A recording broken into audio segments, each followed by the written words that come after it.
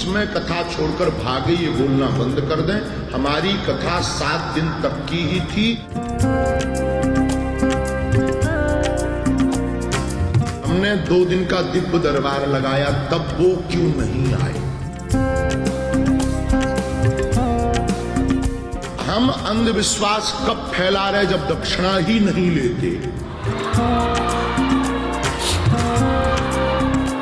स्वीकार किया है संविधान, हम सहर्ष उस संविधान के अंतर्गत ही चलेंगे।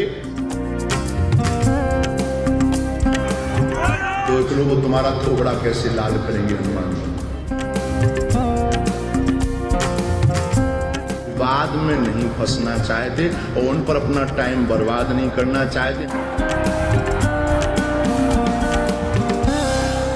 इस पर आरोप है कि ये अंधविश्वास। नमस्कार, मैं हूं राजीव ढोंडियल। बागेश्वर धाम सरकार पिछले कुछ दिनों से विवादों में है। इस पर आरोप है कि ये अंधविश्वास फैला रहा है। कैमरे पर भूत प्रेत भगाने वाले बाबा को नागपुर में चुनौती दी गई तो वहां से भाग खड़े हो गए। शिकायतकर्ता ने यह दावा किया है कि अगर बाबा वहां से नहीं भागता तो फिर गिरफ्तारी हो जाती और जमानत भी नहीं मिलती। हम नहीं, हनुमान जी से जुड़िए। दूसरा हमारा डिस्क्लेमर है, हम कोई संत नहीं है। क्या बागेश्वर धाम वाले धीरेन्द्र शास्त्री नागपुर से दरबार छोड़कर भाग गए? क्या गिरफ्तारी से बचने के लिए धीरेन्द्र शास्त्री नागपुर से भाग गए? क्या धीरेन्द्र शास्त्री उर्फ बागेश्वर वाला बाबा पाखंडी है?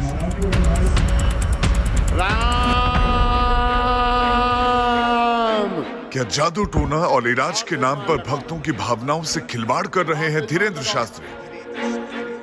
क्या धीरेन्द्र शास्त्री के पास कोई मायावी शक्तियां हैं? लाल कर दो मार मार। 5 जनवरी से 13 जनवरी तक बाबा का दरबार लगा नागपुर में। यहाँ पर धीरेन्द्र शास्त्री उर्फ बागेश्वर धाम वाले बाबा की फजीहत हो गई। अंधश्रद्धा उन्मूलन समिति ने धीरेन्द्र शास्त्री की शिकायत नागपुर पुलिस से की। समिति के अध्यक्ष श्याम मानव ने आरोप लगाया कि धीरेन्द्र शास्त्री अंधविश्वास फैला रहे हैं। प्रेत दरबार के आड़ में जादू टोना को बढ़ावा दिया जा रहा है। साथ ही देव धर्म के नाम पर आम लोगों को लूटने, धोखाधड़ी और शोषण भी किया जा रहा है। इधर पुलिस से शिकायत की गई और उधर धीरेन्द्र शास्त्री ने तय समय से 2 दिन पहले ही दरबार उठा दिया और वहां से वापस लौटा। शिकायतकर्ता का दावा है कि बाबा के समर्थकों को ये बात पता चल गई कि महाराष्ट्र में जो अंधश्रद्धा विरोधी कानून है उसमें गिरफ्तारी हुई तो जमानत नहीं होगी, इसलिए बाबा ने 11 जनवरी को ही पैकअप कर लिया। तो बाधा वाले रोगी जितने हैं उल्टे हाथ। नागपुर से भागने के बाद लगभग 1 हफ्ते तक धीरेन्द्र शास्त्री खामोश रहे, लेकिन धीरे धीरे बात फैल गई, विरोध प्रदर्शन होने लगा।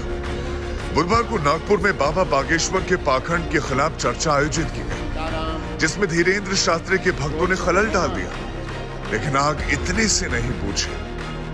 जिसके बाद धीरेन्द्र शास्त्री खुद मैदान में उतरे और विरोधियों को हिंदू सनातन का विरोधी घोषित कर दिया। बाबा ने कहा, मैं नागपुर से नहीं भागा।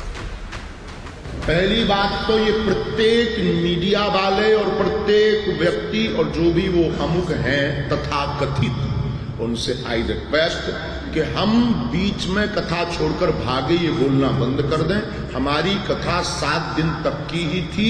उसका स्क्रीनशॉट 3 तारीख का न्यूज पर बागेश्वर धाम ऑफिशियल पेज पर 3 जनवरी को पहले से ही डेट घोषित कर दी थी कि हम केवल 7 दिन की कथा करेंगे, क्योंकि हमारे गुरुदेव का जन्मोत्सव था और आगामी सभी कथाएं 7-7 दिन की 2-2 दिन घटाई गई, क्योंकि फरवरी में हमारे यहाँ यज्ञ है।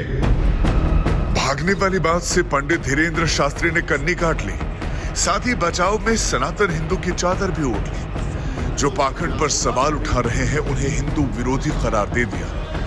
चमत्कार को चुनौती देने वाले प्रश्न पर धीरेन्द्र शास्त्री ने कहा कि जब मैंने दिव्य दरबार लगाया था तो शिकायत लेकर क्यों नहीं आए?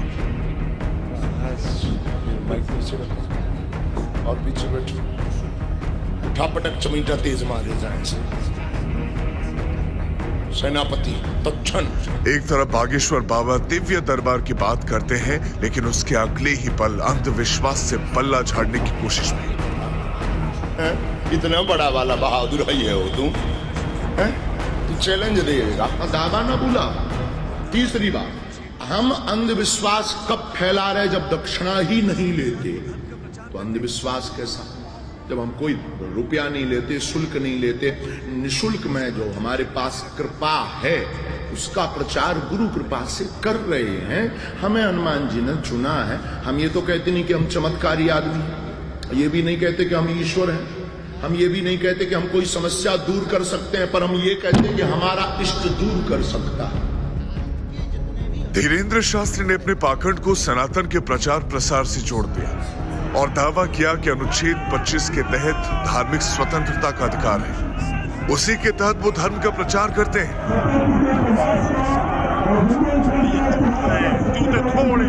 लेकिन उसके बाद धमकी भी देने लगता है कि हनुमान जी के भक्तों को अगर पुलिस गिरफ्तार करेगी तो भक्त खोपड़ी लाल कर देंगे। हम सहर्ष उस संविधान के अंतर्गत ही चलेंगे, ऑल लाइफ। तो हनुमान जी की पूजा करना अगर अंधश्रद्धा है तो भारत के जितने भी हनुमान भक्त हैं सब पर FIR होनी चाहिए। सब अंधविश्वासी है, फिर देख लो वो तुम्हारा थोबड़ा कैसे लाल करेंगे हनुमान जी के मन में दो प्रश्न। संविधान के भाग 3 में जो मौलिक अधिकार दिए गए हैं उसमें अस्पृश्यता यानी कि छुआछूत को खत्म किया गया है। हमारी भाषा समझ आ रही है? हाँ, गर्दन में दिक्कत बनती है, बहुत हैरान रहते हैं। नंबर 2, भाई पागलों जैसी हरकत करता है। लेकिन बागेश्वर वाला बाबा छुआछूत को आज भी मानता है, वो खुद को किसी को छूने नहीं देता। आप हैं जीवन, आइए आइए, बस बस बस, छूना नहीं है, मैं अछूत आदमी है। सवाल फिर से वही है कि संविधान का पालन सुविधा के हिसाब से नहीं, नैसर्गिकता के हिसाब से होना चाहिए। धीरेन्द्र शास्त्री पर यह भी आरोप लगते रहे हैं कि वो संत होकर अभद्र भाषा बोलता है। इस पर बाबा ने कहा कि वो संत है ही नहीं, तो अभद्रता कैसी? हम नहीं, हनुमान जी से जुड़िए। दूसरा हमारा डिस्क्लेमर है, हम कोई संत नहीं है। धीरेन्द्र शास्त्री के जितने भी वीडियो सोशल मीडिया पर उपलब्ध हैं वो वैज्ञानिकता से परे हैं। उसमें जादू टोना, अंधविश्वास की भरपूर मिलावट है। और तेज मार लगाओ, और तेज मारो, इसे लाल कर दो, मार मार, और तेज मारो। सवा पग्गा पे दादी के लगे, अब पीठ पर। ये हिंदुस्तान का दुर्भाग्य है कि पिछले 2 सालों में 163 लोगों की मौत जादू टोना और अंधविश्वास के चक्कर में हो गई। नेशनल क्राइम रिकॉर्ड ब्यूरो के आंकड़े बताते हैं कि 2020 में जादू टोना के चक्कर में 88 लोगों की मौत हो गई। इसी साल 11 लोगों की बलि दे दी गई। 2021 में 68 लोगों की मौत जादू टोना के चक्कर में हुई, 6 लोगों की बलि दे दी गई। 2020 से 2021 के बीच हर महीने 6 लोगों की मौत जादू टोना और अंधविश्वास के चक्कर में हुई। बागेश्वर धाम वाला धीरेन्द्र शास्त्री मध्य प्रदेश के छतरपुर से ऑपरेट करता है। मध्य प्रदेश और छत्तीसगढ़ में इसका ठीक ठाक प्रभाव है। छत्तीसगढ़ में सबसे ज्यादा 20 मुकदमे दर्ज हुए। दूसरे नंबर पर मध्य प्रदेश है, यहाँ 18 मुकदमे हुए। तीसरे नंबर पर तेलंगाना है, यहाँ 11 मामले दर्ज हुए। संविधान अनुच्छेद 51A में बताया गया है कि प्रत्येक नागरिक का मौलिक कर्तव्य है वो वैज्ञानिक सोच को विकसित करे। लेकिन अंधश्रद्धा और जादू टोना के कैंसर से हिंदुस्तान आज भी मुक्त नहीं हो पाया। बिहार, महाराष्ट्र, कर्नाटक और केरल में इसे लेकर कानून भी बने, लेकिन जिनके ऊपर कानून को लागू करवाने का दायित्व है, अगर वही दरबारों में हाजिरी लगाने लगे तो फिर उम्मीद ही क्या करें। में भी गांठ बन रही है, खाना पीना बंद है। विगत छतरपुर से लोकेश चौरसिया, नागपुर से योगेश पांडे, आज तक। बागेश्वर वाले बाबा, इनका खेल क्या है कि बानगी 3 बयान में आपको दिखाते हैं। हम अंधविश्वास कब फैला रहे जब दक्षिणा ही नहीं लेते। तो अंधविश्वास कैसा, जब हम कोई रुपया नहीं लेते, शुल्क नहीं लेते, निशुल्क में जो हमारे पास कृपा है उसका प्रचार गुरु कृपा से कर रहे हैं। हमें हनुमान जी ने चुना है। हम ये तो कहते नहीं कि हम चमत्कारी आदमी हैं, ये भी नहीं कहते कि हम ईश्वर हैं, हम ये भी नहीं कहते कि हम कोई समस्या दूर कर सकते हैं, पर हम ये कहते हैं कि हमारा इष्ट दूर कर सकता है। जैसे माता पिता अपने पुत्र की तबीयत खराब होने पर प्रार्थना करता है, तो हम गुरु के नाते पूरे विश्व की प्रार्थना करते हैं। आज हनुमान जी के दरबार को आप अंधविश्वास फैलाने की बात कर रहे हैं, कल हमारे कलावा को आप अंधविश्वास कह दोगे, परसों हमारे माता पिता को मानने के लिए आप अंधविश्वास कह दोगे। ये सोची समझी साजिशें हैं सनातन धर्म को टारगेट करने की। हम हिंदुओं को जगना होगा, इनकी ठठरी बात हम नहीं। हनुमान जी से जुड़िए। दूसरा हमारा डिस्क्लेमर है, हम कोई संत नहीं है। अगर उनको लग रहा है कि वो अंधविश्वास एक बहुत बड़ा टॉपिक है। इसमें कुछ चीजें हो सकता है कि जो आपको अंधविश्वास लगे, कुछ बातें आप लगे कि शायद ये अंधविश्वास में नहीं है।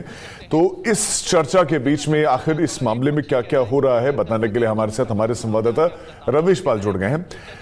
रवीश, क्या वाकई बागेश्वर धाम बाबा अंधविश्वास फैला रहे हैं और नागपुर से आना, वहां पर जो कानून है उसकी वजह से क्यों गिरफ्तारी हो जाती तो फिर जमानत मुश्किल था, इसलिए वहां से शो छोड़कर निकले? तो सामने आकर के अपनी बात अब कह नहीं रहे। वो एक प्रेस कॉन्फ्रेंस रखते हैं, वहां पे चुनिंदा कुछ पत्रकार वहां रहते हैं। देखिए, इसका जवाब तो वो दे ही चुके हैं। वो बार बार यही कह रहे हैं कि उनका जब कार्यक्रम ही 7 दिनों का था तो बेवजह ये अफवाह फैला जा रही है कि उनका कार्यक्रम 9 दिनों का था और एफआईआर की डर से ही वो पहले ही 2 दिन पहले अपना बोरिया बिस्तर समेट के वहां से निकल गए।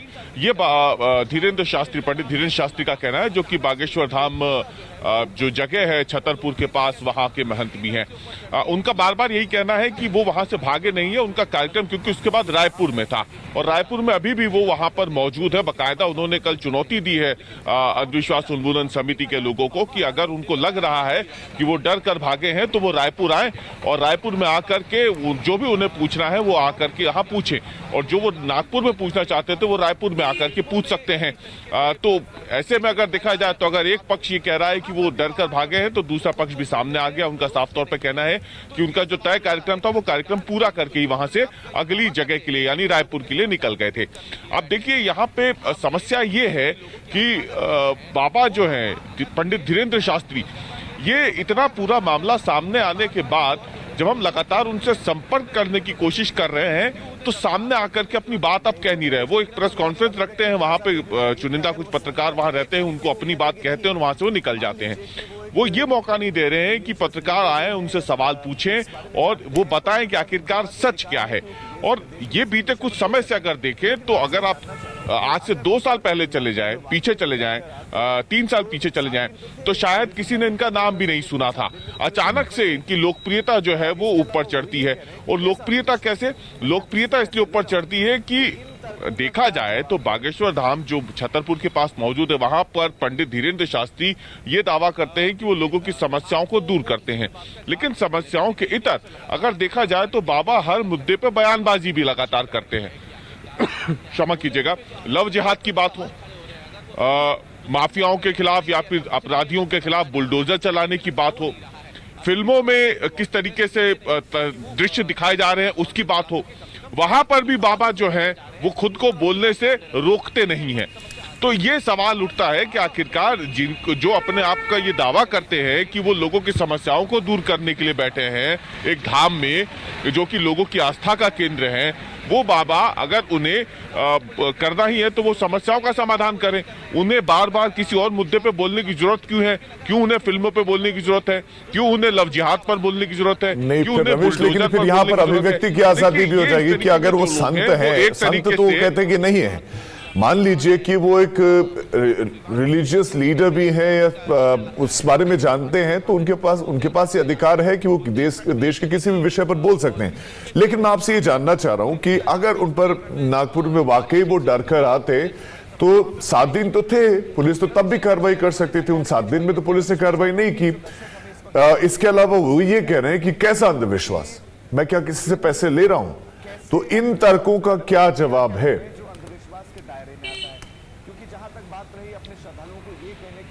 देखिए, फिलहाल तो वो किसी भी बात का जवाब नहीं दे रहे। पिछले 3 दिनों से लगातार हमारी टीम जो है अलग अलग जगहों पे उनसे बात करने की कोशिश कर रही है कि आखिरकार वो सामने आए और बोले उन पे जो आरोप लग रहे हैं, उन पे जो सवाल खड़े हो रहे हैं, अगर वो सही हैं तो सामने आकर के बताएं कि ऐसा कुछ नहीं है जैसा समझा जा रहा है। लेकिन ऐसा हो नहीं रहा है। अभी भी वो रायपुर में मौजूद है, लेकिन ये नहीं कि वो एक प्रेस कॉन्फ्रेंस बुला करके कम से कम सही जो सवाल उनसे पूछे जा रहे हैं उस पर अपनी बात सामने रख दें।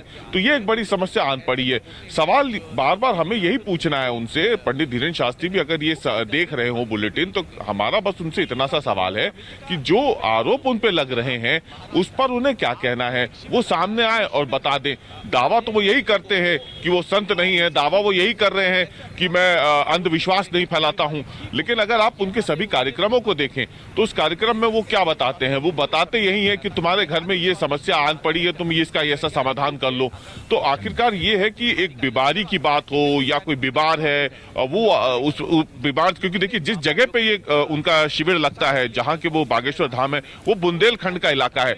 बुंदेलखंड में गरीबी और किस तरीके से एक अभिशाप है वो पूरी दुनिया जानती है। बुंदेलखंड में बारिश ठीक से होती नहीं है, उसकी वजह से बड़ी समस्या वहां पे पलायन की भी होती है। ठीक है, तो उसी बुंदेलखंड में रहने वाले क्लैरिटी चाहता हूं रविश, मैं चाहता हूं कि जो दर्शक हमें इस वक्त व्यूअर देख रहा है उसको एक क्लैरिटी मिले कि धीरेन्द्र कैसे अंधविश्वास फैला रहे हैं, वो ऐसा क्या क्या कर रहे हैं जो अंधविश्वास के दायरे में आता है। क्योंकि जहां तक बात रही अपने श्रद्धालुओं को ये कहने की, वो तो हम टीवी में भी देखते हैं कि पंडित आकर बोलते हैं कि आप सूर्य को जल अर्पित करो, आप ये चढ़ाओ, गाय को ये खिलाओ, आप ठीक हो जाएंगे। ये बातें तो न जाने कितने पंडित और बाबा कर ही रहे हैं लगातार देश में। हमने निर्मल बाबाओं को देखा, बहुत सारे बाबाओं को देखा, कुछ तो जेल में भी हैं। तो ऐसे में धीरेन्द्र शास्त्री पर इल्जाम लग रहे हैं, तो क्यों लग रहे हैं? वो ऐसा क्या कह रहे हैं जो अंधविश्वास के दायरे में आ रहा है? देखिए, जहां पे उनका शिविर लगता है वहां पे बड़ी संख्या में लोग अपनी समस्याओं को लेकर के आते हैं। उनमें से कई ऐसे लोग होते हैं जो खुद या फिर उनके कोई परिचित जो होते हैं वो किसी गंभीर बीमारी से पीड़ित होते हैं। अंधविश्वास उन्मूलन समिति का यहीं पे आरोप है कि देखिए, आप महाराष्ट्र आए, आपके एक शिविर लगाया, लेकिन उस शिविर में उन्होंने कई लोगों को बीमारी से ठीक कैसे होना है, कैसे अपने आप को बीमारी से वो ठीक करे, कैसे वो बीमारी ठीक होगी, ये बातें उन्होंने वहां पर कही।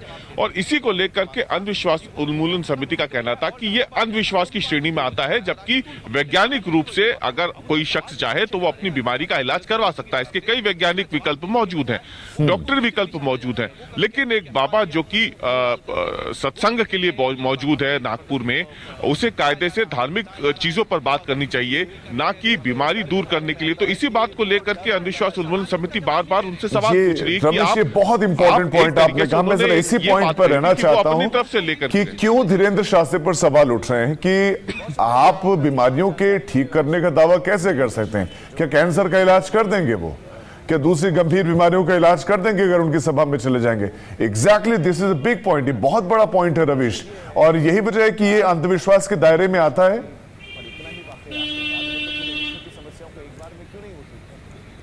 देखिए, अंधविश्वास उन्मूलन समिति कोई अभी से नहीं, पिछले लंबे समय से वो इस तरीके की कार्रवाइयां करती आ रही है। वो इस तरीके के एक आंदोलन पूरा उनका चल रहा है अंधविश्वास उन्मूलन समिति का। और ऐसा नहीं है कि वो बागेश्वर धाम के जो महाराज हैं धीरेन्द्र शास्त्री, वो पहली बार उनके खिलाफ ही ऐसा कुछ हुआ। इससे पहले भी कई अलग अलग साधु महात्माओं के खिलाफ, अलग अलग लोगों के खिलाफ, धर्म रक्षकों के खिलाफ एक तरह के देखा जाए तो अंधविश्वास उन्मूलन समिति ये कार्रवाइयां कर चुकी है। और ऐसे में अब जब खुद वहां पे धीरेन्द्र शास्त्री नागपुर में मौजूद थे और वहीं पे अंधविश्वास उन्मूलन समिति जो है उन्होंने ये बात सामने रखी, तो आखिरकार ये पूरा विवाद वहीं से शुरू हुआ। इससे पहले भी कई बार सोशल मीडिया के जरिए उनसे सवाल पूछे गए थे, लेकिन हर बार उनके बयान जब आते थे तो वो एक तरीके से हमलावर हो जाते हैं, वो उग्र हो जाते हैं। वो ये बोलने लगते हैं कि जो उनसे सवाल पूछेगा भगवान हनुमान जो है वो सजा दे देंगे। वो ये नहीं बताते हैं कि आखिरकार उनसे जो सवाल पूछा जा रहा है उसका वो सीधा सीधा जवाब दे दें। उनसे जब कभी भी सवाल पूछो तो वो उसको इस तरीके से जवाब देते हैं उन सवालों का कि वो मुद्दा खत्म होने के बजाय और ज्यादा बढ़ जाता है, वो विवाद ही दूर हो जाता है और आगे तूल पकड़ लेता है। और अभी भी वही हुआ। अब उनसे सवाल जो पूछे जा रहे हैं अंधविश्वास उन्मूलन समिति की तरफ से, उसका जवाब देने के बजाय वो उसको दूसरी दिशा में ले जाते हैं। वो कभी कहते हैं कि हनुमान जी आपका मुंह लाल कर देंगे, वो कभी कहते हैं कि हमें जबरदस्ती बरगलाया जा रहा है, हमें फंसाया जा रहा है, हम अगर किसी की भक्ति कर रहे हैं ये तो डर के दायरे में आता है कि वो डर फैलाना सवाल है, उसका जवाब नहीं दे रहे हैं। रविश, बहुत शुक्रिया आपका इस तमाम जानकारी के लिए। वो सीधा जवाब नहीं दे रहे, वो उसको दूसरी तरफ ले जाते हैं। बिल्कुल बिल्कुल, बहुत शुक्रिया आपका इस तमाम जानकारी के लिए रविश। धीरेन्द्र शास्त्री जो उनके भक्त पहुंचते हैं वहां पर, जो उनके अनुयायी पहुंचते हैं, उनके ठीक होने का वो तो कहते हैं कि दावा करते हैं बिना छुए। लेकिन प्रश्न ये है कि क्या अगर धीरेन्द्र शास्त्री पर इतना ही वाकई आशीर्वाद है तो पूरे विश्व की समस्याओं को एक बार में क्यों नहीं वो ठीक करते थे? पूरे विश्व भर में लोग चिंतित है, उसके लिए उनके शिविर में आना क्या आवश्यक है? अगर मुझे यहाँ पर खांसी हो रही तो मेरी खांसी यहीं बैठे दूर कर सकते हैं वो, अगर ऐसी कोई शक्ति उनके पास है तो। लेकिन ऐसा है नहीं। धीरेन्द्र शास्त्री पर एफआईआर भी हुई है या फिर नहीं, इस बारे में भी अभी तक कोई जानकारी, लेकिन शिकायत जरूर की गई है। धीरेन्द्र शास्त्री पर जो आरोप लगे हैं उसे उन्होंने पल्ला झाड़ लिया है और कई बार सारी बातें उसके पक्ष में वो कह रहे हैं, लेकिन सवालों का पीछा छूट नहीं रहा। इंटरनेट पर उनके कई वीडियोस मौजूद है जिसमें वो कुछ ना कुछ ऐसी हरकतें कर रहे हैं जो वैज्ञानिकता से मेल नहीं खाती। इतना बड़ा वाला बहादुर है ये हो तुम, उसके खपड़िया में तो मारो, बाकी प्रेत जितने पीछे हैं सबको मार लगाई जाए। ये सवा घोरी है बनो।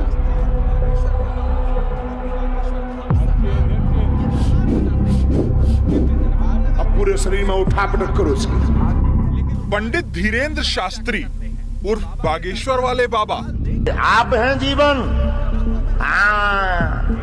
आइए आइए, बस बस बस, छूना नहीं है, मैं अछूत आदमी है ना छू। ठेठ बुलंदी अंदाज में भक्तों से संवाद करने की कला ने बाबा को बहुत प्रसिद्धि दी है, लेकिन बाबा बागेश्वर की प्रसिद्धि बुंदेलखंडी से ज्यादा उनके कारनामों से है। अपनी धार्मिक सभाओं में धीरेन्द्र शास्त्री ऐसा दिखाने की कोशिश करते हैं कि वो भगवान के संपर्क में है। अब पूरे शरीर में उठा पटक करो उसकी। और जो कुछ वो कर रहे हैं वो भगवान ही करवाते हैं।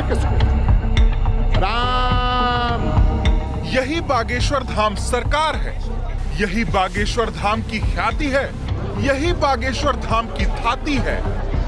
बाबा का दरबार ठीक हो जाता है घर बार, सुधर जाता है भविष्य, बन जाती है बात। स्वास्थ्य ठीक नहीं पति का रहता है, जो स्वस्थ हो जाएंगे दर्शन करवा दें। बेटी का विदेश योग का प्रश्न है, अगले वर्ष योग बन रहा है, आशीर्वाद। इस रिपोर्ट को विस्तार से समझने से पहले का डिस्क्लेमर ये है कि हम अंधविश्वास के किसी भी वर्जन का समर्थन नहीं करते। रिपोर्ट का मकसद किसी की आस्था को ठेस पहुंचाना कतई नहीं है। औषधि यहाँ है नहीं है। पंडित धीरेन्द्र शास्त्री वैसे तो इनका दावा है कि ये कोई दावा नहीं करते, पिलाओ जो मंत्र लिखो, बस उपाय बताते हैं और लोगों का जीवन खुशियों से भर देते हैं। पढ़वाए लियो, न दावा न बुला। हम अंधविश्वास कब फैला रहे? जब दक्षिणा ही नहीं लेते तो अंधविश्वास कैसा? जब हम कोई रुपया नहीं लेते, शुल्क नहीं लेते, निशुल्क में जो हमारे पास कृपा है उसका प्रचार गुरु कृपा से कर रहे हैं। हमें हनुमान जी ने चुना है। हम ये तो कहते नहीं कि हम चमत्कारी आदमी हैं, ये भी नहीं कहते कि हम ईश्वर हैं, हम ये भी नहीं कहते कि हम कोई समस्या दूर कर सकते हैं, पर हम ये कहते हैं कि हमारा इष्ट दूर कर सकता है। पंडित धीरेन्द्र शास्त्री उर्फ बागेश्वर बाबा उर्फ बागेश्वर धाम सरकार ये दरबार लगाते हैं, दिव्य दरबार लगाते हैं। दावा कुछ नहीं करते, लेकिन उपाय हर समस्या का करते हैं। बाबा के दरबार का भौकाल देखकर मेडिकल साइंस भी ठगा हुआ महसूस करती होगी। एम्स और पीजीआई के रिसर्चर सिर पर हाथ रख लेते होंगे कि नाहक ही पढ़ाई लिखाई में जवानी बर्बाद कर ली। ये बाबा तो बिना पढ़े लिखे ही बीमारियों का समाधान कर दे रहा है। कैंसर नामक रोग चौथी स्टेज पर पहुंच गया। गंभीर हालत है माता जी की, गंभीर हालत है। खाने पीने व चलने में शिथिलता आ गई है उनके शरीर में। महामृत्युंजय मंत्र का अनुष्ठान करवाइए। डॉक्टर के हाथ से बाहर हो गई बात। जी जी, ठीक है। डॉक्टरी हिसाब से शून्य हो गई। शून्य सब में मना कर दिया। और गुरुजी उस घर में जिस दिन से हम आए हैं, आप वहाँ की मिट्टी ले आना, पहले माता जी के लिए काम करने दें। महामृत्युंजय का जाप। जी आप जो बागेश्वर वाले धीरेन्द्र शास्त्री के बारे में एक वेबसाइट पर दावा किया गया है कि वो डिग्री ड्रॉप आउट हैं। उसने 12वीं के बाद आगे की पढ़ाई पूरी नहीं की। हमें इस बात पर यकीन नहीं हुआ, लेकिन जब बागेश्वर धाम सरकार की ऑफिशियल वेबसाइट पर गए तो पता चला कि बाबा ने वाकई पढ़ाई पूरी नहीं की, लेकिन इसके पीछे की वजह बताई गई गरीबी और अभाव। बागेश्वर धाम वेबसाइट पर लिखा गया है कि गरीबी की वजह से धीरेन्द्र शास्त्री को पढ़ाई बीच में ही छोड़नी पड़ी। धीरेन्द्र शास्त्री खुद दावा नहीं करते कि वो भगवान हैं, लेकिन वेबसाइट पर लिखवा रखा है भक्तों का कष्ट हरने भगवान खुद इस धरती पर नहीं विराजते, बल्कि अपने किसी दूत को भेजते हैं। बागेश्वर धाम सरकार बालाजी के वो भक्त हैं जिन पर उनकी असीम कृपा है। यहाँ जो भी बालाजी महाराज की शरण में अपनी मनोकामना लेकर आता है, बालाजी महाराज अपने परम भक्त बागेश्वर धाम सरकार के माध्यम से उसे पूर्ण करवाते हैं।